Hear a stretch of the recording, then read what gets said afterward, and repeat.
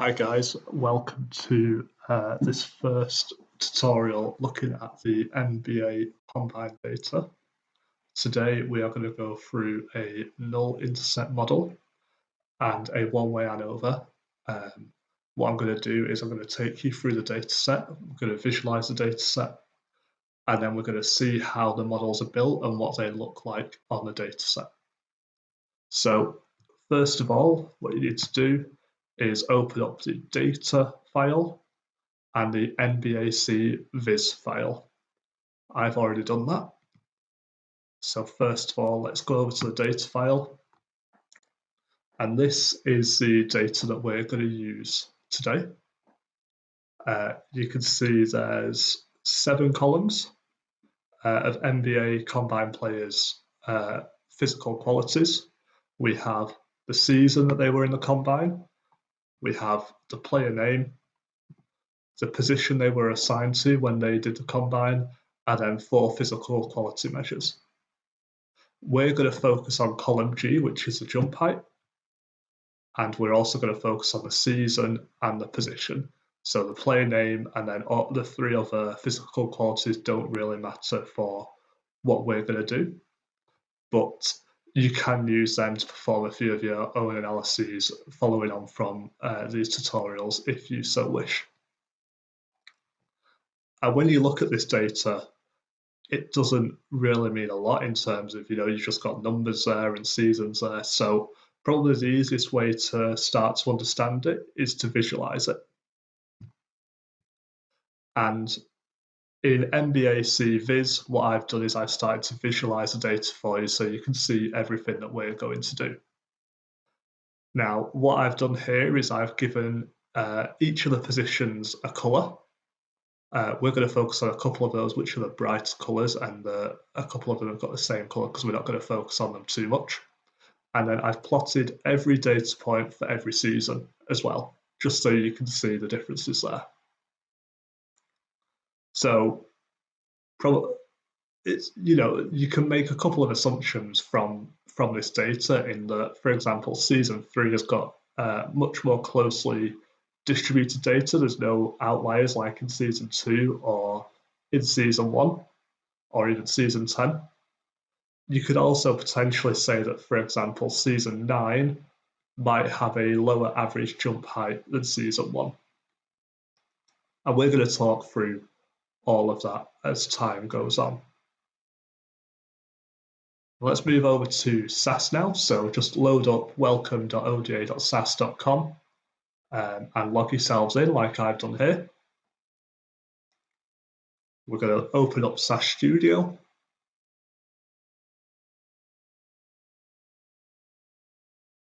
And then we're going to get started. So from your tutorials and NBA Combine folder, just double click on MBAC_script and that will open it up. And let's start thinking about what we're going to do here. And essentially, when we're building statistical models, all we're trying to do is find out what's actually happening with the data we've got. So we just want to understand the trends that we've got, and generally the easiest way of doing this is starting with an estimation of the mean of the data. So in a second we're going to do that, but first let's think about the assumptions of linear models. Now, linear models are additive models, which means that every independent variable you add to the model, so every time you add something to the model, it will generate an adjustment from that grand mean to come up with the most appropriate estimate for your specific independent variables. So in this case, if I was to add season, it would create an estimate for each season, which is an addition from the intercept. But in order to do that, we need to make sure that the following assumptions are met. First of all, we want to make sure that there's a linear relationship between the the independent variable and the dependent variable. So the independent variable is any category or covariate that you put into the model, and the dependent variable is the outcome measure. Secondly, we want to assume normality. And this means that the residuals should be normally distributed. And that's really important because if you imagine trying to fit a line of best fit through here, which is essentially what we're going to do, it's really important that we have error on both sides of that line of best fit.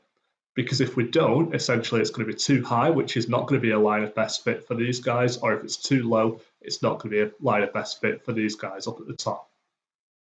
And I'll show you how we can do that when we do the first model. Another thing we need to consider is homoscedasticity, which essentially is just ensuring that the residuals are roughly symmetric about the x-axis when they're plotted against the predictors or the independent variables. Again, I'll show you about this when we do the first model. And it's important to note, particularly for what we're going to do now, that data independence can have quite a large impact here. So when we perform ANOVAs, what we say is that we expect every single data point to be completely independent from each other. So it's just a completely random event that happens here, there, or wherever. And in some situations, you can assume that. But in other situations, we know there's going to be correlations between data points. And if we know there's going to be a correlation between data points, we should move on to mixed models, which is what we're going to do over the course of these tutorials. So let's start by creating a null intercept model. So a null intercept model basically just takes the grand mean of the data. So our intercept is just going to be the grand mean of all of this data. And this provides a really good starting point for us before we start thinking about any adjustments that we can make for season or position or any other variable that we might want to consider. So this is the code for a null intercept model. At this point, it's fairly simple to look at. So we have, in SAS, we work from procedures. So proc mixed is the procedure that we're going to use. We then have to decide what data set we're going to use. So this is why saving the data before to nbac.data was so important. We then choose any plots that we want. So we've chosen student panel conditional. These are the ones that we're going to use to check our assumptions. We set the alpha level, so p less than 0.05. And then covtest provides us with the covariance parameters, which will then allow us to tap into further information as we moved on to the one-way ANOVA and beyond. Basically, this provides the error within the model, or the variances within the model. Next, we need to define the model. So the model we're doing here is just the jump height in centimeters, and we do not have any independent variable that we want to consider. So it's just jump height. What is the grand mean of the jump height? And we have the solution to get the solution for the fixed effects. All of that doesn't make too much of a difference in this one. Finally, we use the estimate statement to estimate the intercept or grand mean of the data. So here we're saying we want one portion of the intercept, and we want confidence limits there. And then every single procedure that we run must finish with the run and the semicolon to make sure that the model knows to run it. So let's run that model.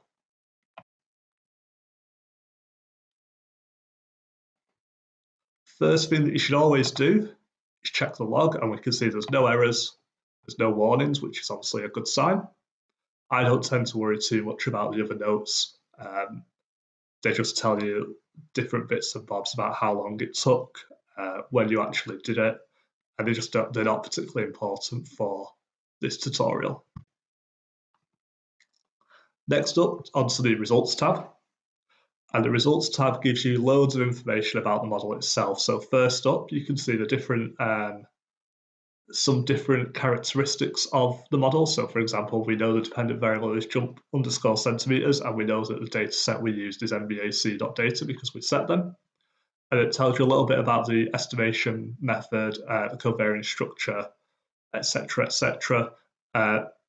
In truth, I probably don't use the model information or the dimensions particularly much. We then have a number of observations. So we had 600 players within our data set. However, we only used 501 because 99 of these were 99 values were missing. So this is a 501 observation model. This is the output for cov tests. So this is the covariance parameter estimates. So 79.36 is the variance within the model. And I will explain what that is shortly. We have some fit statistics. Here's a solution for fixed effects. And as you can see, the solution for the intercept is exactly the same as the estimate for the intercept in this situation.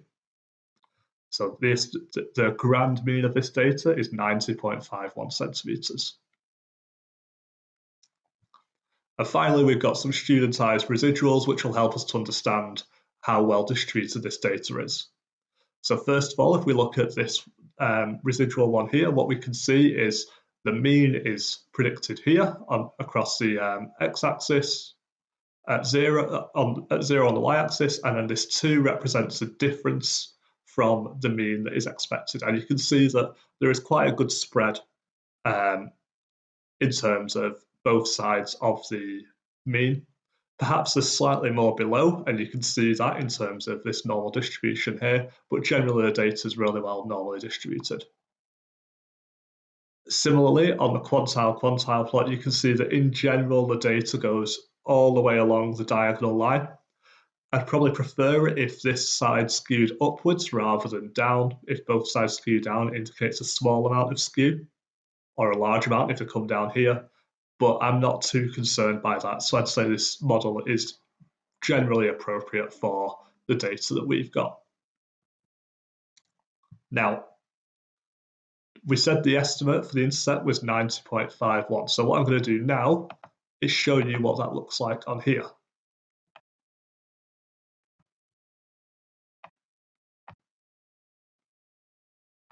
So if we add our null intercept, this is where it is. And you can see how on both sides, it probably is a pretty good line of best fit. Now, this graph looks slightly different to the one we've got on SAS, and that's because we've already added the next side of things, the season. We could actually squeeze all of these values together, and this graph would look virtually identical to the one that is here, the predicted mean residual plot. And finally, with this null intercept model, we spoke about how this is the covariance parameter and this is the residual. Now, what the residual is just the square of the distance of every single point from the grand intercept line. So every time you create an estimate, so at the moment this estimate is just we're saying that every single point should be 90.51.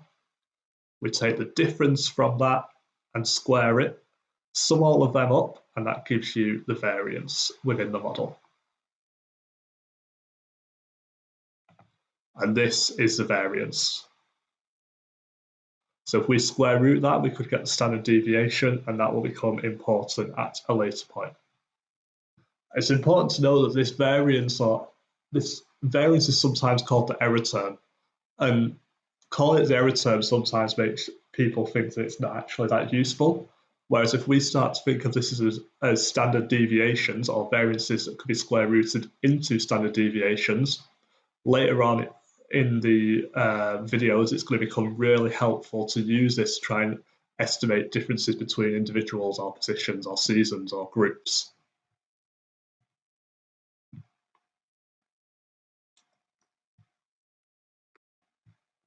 And so this intercept model starts to give us an understanding of the data that we have in terms of, we can see that obviously we've got a grand mean of the data, but realistically there's going to be different elements of this data that have different means. As we said before, season 1 probably has a higher mean than seasons 9 and 10, and maybe even has a higher mean than season 3. So one thing we can do now is we can start to say, okay, we've broken this down by season, why don't we put that into the model? Why don't we see if the model can make an adjustment for every season from the intercept that it gets, and add a little bit or subtract a little bit depending on the season, sorry, and use that to create a new estimate for each season. So that's what we'll do now. And it's called a one-way ANOVA. So this is the code for the one-way ANOVA, and as you can see, the first line is the same as it was last time. However, the second line, we need to say that season is a categorical effect. And a categorical effect just means we're grouping these together rather than considering 1 through to 10 as continuous and drawing a line in. So what we're going to do here is we might get an estimate here, an estimate here, an estimate here, and this will just be slightly different from the intercept for that specific group.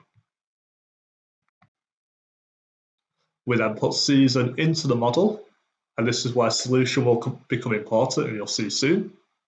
We can calculate the least square means for season, so we can get the mean for each season using the LSMeans command, or using the Lsm Estimate command. I've done both here, and the reason I've done both here is because the LSMeans will give the information that is in the data set, which is the season, whereas we have plotted it using numbers, so you'll be able to see the difference between the two. As before, we estimate the intercept, and we're just going to estimate that using int1 for one portion of the intercept, just to see if that has changed from the null model. So let's run the model, just highlight it and press run. Check the log again. No errors, no warnings, good stuff. This is the same as before. Now we have some class level information, so if you're ever not sure which level of the class any given element is, you can see it here. So season has 10 levels, which is what we expected from season 1 to 10. And you can see how they're all lined up there. So 2011, 12 is season 1 within the model, season 2, 3, 4, all the way to season 10 for 2020, 2021. And that's important because within our visualization, season 1 is 2020, 2021.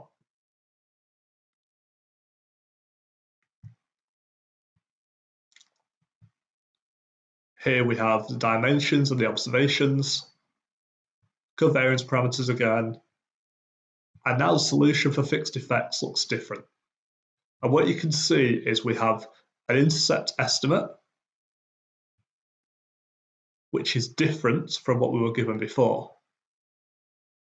And the reason we have this intercept estimate here is because this actually takes the value of 2020, 2021, and you can see all the little adjustments that are made for each season from that value.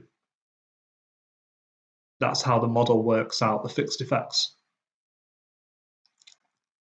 We can see that the effects of season overall was non-significant, i.e., so then you could decide whether you wanted to look into some post-hoc tests or not. These are our least square means estimates for the correct season. And you can see that these are just the inverse of the least square means based on the way this model has been worked out. And the way we've done that is using this Lsm Estimates statement, as I said. So the Lsm Estimate statement basically wants you to take the season. So you decide the variable that you're comparing first. You then give a name to each element that you're going to get. And then decide what portion of which level of that variable you want. So for 1, we want one portion of level 10, which means that season 1 gets one portion of the 10th level 2020, 2021 of the class. Likewise, 7 gets one portion of the 4th element. So 7 is equal to 1, 2, 3, 4 to 2014, 2015 data. And if you do that for all of them, you see that, as I say, 88.37 is the same as 2011-12, and then 92.3925 is the same as season 1. It's just different ways of finding the same information. The key thing with the Lsm estimate is that you can give it a label that you want, whatever that may be, and you'll see more of that as time goes on. And likewise, we could have done this with the estimate statement as well, as we did for the int. So least square means, again, the same as the Lsm estimate. And now you can see that this this is now the top left plot of these four is now a lot closer to what our plot looked like in terms of all of the seasons are grouped together. And you can see that it's a fairly consistently, sporadically, the residuals are fairly well separated. There's an argument this data is verging away from normally distributed. As you can see, you'd like this bar to be a little bit higher. But again, on the QQ plot, it doesn't look too bad at all. So now let's have a look how much this new intercept, differs from our old intercept.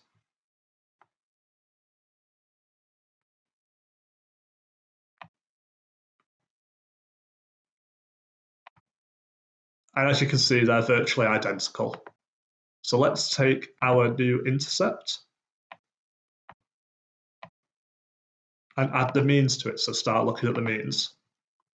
So we have our intercept, which is from the estimate statement, and then we have all of our means. So these means could be taken from either the least square means, so season 10, 9, 8, 7, 6, blah, blah, or we can take them from the Lsm estimate with the labels that we've used, and these are exactly the same. So 92.39 is plotted here, all the way down to, it was 80 odd, wasn't it? It was 88.37 is plotted here. And you can see that the model has made some slight adjustments for each of the seasons. So season 1 is slightly greater. Season 6 is pretty much on the intercept. In fact, season 7 is even more on the intercept. But you can see there's not a massive difference between any of them, really. And I've also plotted the confidence intervals, which you can take from the lower and upper on the least square means estimates, or again, the lower and upper on the least square means.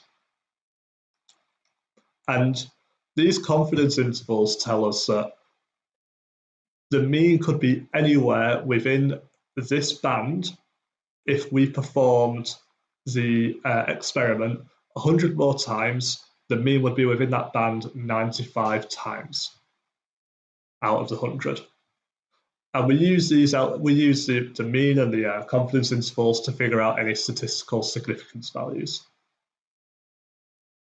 So hopefully that's given a visual understanding of how the fixed effect can be used to kind of like make a small adjustment from the intercept for each of the seasons and give a slightly better estimate for that season. In the next video, we are going to move forward and start to look at a two-way ANOVA, where we start to consider the influence of position as well.